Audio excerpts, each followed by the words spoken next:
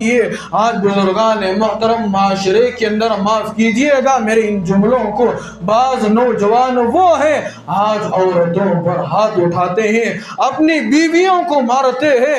ایسے ظالموں کو خدا کی پکڑ سے ڈرنا چاہیے۔ وہ یہی سمجھتے ہیں کہ بیوی پر جا کر روبداری کرتے ہیں، اپنے گھروں کے اندر جا کر بیوی کو مارتے ہیں، ظلم و ستم کرتے ہیں۔ ایسے نوجوانوں کے واقعات ہمارے پاس آتے ہیں تو اندر سے دل روتا ہے بزرگان محترم۔ ابھی 3 دن پہلے کا واقعہ میں آپ کو بتانا چاہتا ہوں، یہ کوئی ڈپلیکیٹ واقعات نہیں ہے، یہ کوئی بنے بنائے واقعات نہیں ہے۔ یہ جو واقعہ آپ کے سامنے بتا رہا ہوں صرف 2 باتیں بتاؤں گا۔ یہ واقعہ میرے پاس نہیں بلکہ میرے گھر کے اندر لا کر میری والدہ کو سنایا گیا۔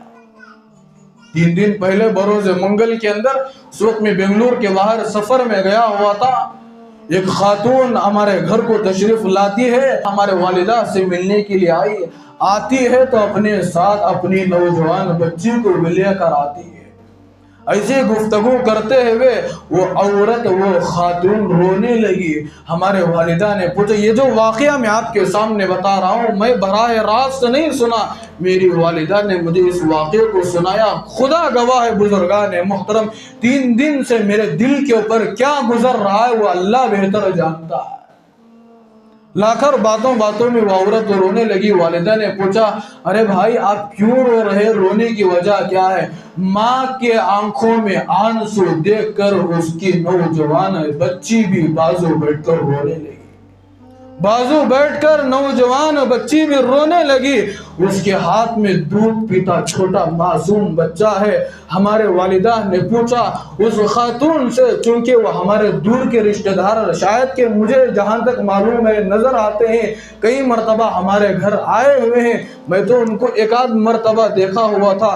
روتے ہوئے کہنے لگی کہ میں آپ کو کیا بتاؤں کہ میری بچی کے ساتھ اس طرح کا واقعہ پیش آیا ہوا ہے۔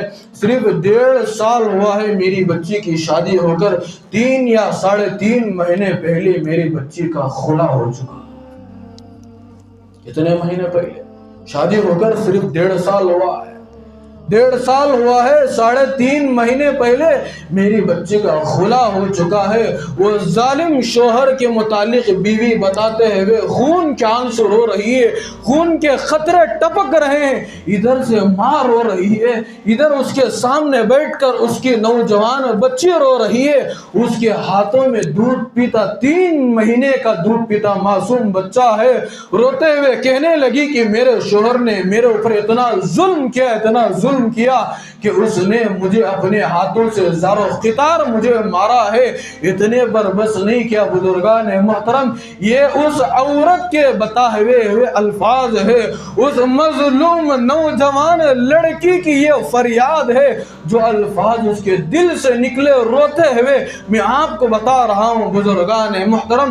روتے ہوئے کہا کہ میرے شوہر نے میرے اوپر اتنا ظلم کیا، صرف میرے شوہر نے نہیں، اس کے سسرال والوں نے بھی مجھے اتنا مارا کہ مجھے پسلیوں پر بہت زیادہ مار مجھے لگ گئے، چہرے پر مارا، پیٹھ کو مارا، پیروں پر مارا، اتنا ظلم میرے سسرال والوں نے کیا ہے۔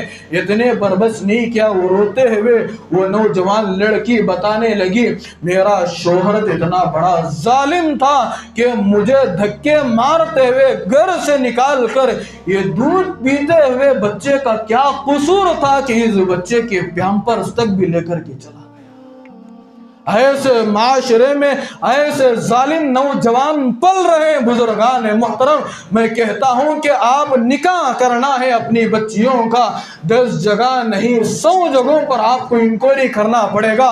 یہ نوجوان ہے، ہم اس کی زندگی کے اندر، ہم اس کی زندگی میں اپنی بچی کو دینا چاہتے ہیں، یہ نوجوان کیسے ہیں؟ ورنہ اگر آپ اپنی بچی کا نکاح ایسے ظالم نوجوانوں سے کر دیں گے، خون کے آنسو ماں باپ رونا پڑے گا، شادی ہو होकर 1.5 साल है, शादी होकर 1 साल हुआ है।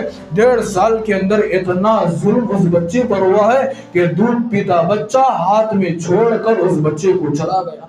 न उस अपनी बीवी पर रहम आया, न बच्चे पर रहम आया, कोई आगे का नहीं सोचा, छोड़कर तलाक देकर चला गया। इस तरह के माशरे में हमारे नौजवान पल रहे।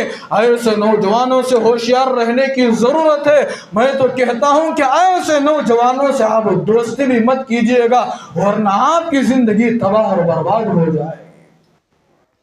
सोहबत अल्लाह वालों की, सोहबत अल्लाह वालों की, अल्लाह से मिलवा जाती है। सोहबत अल्लाह वालों की अपना रंग दिखा जाती है।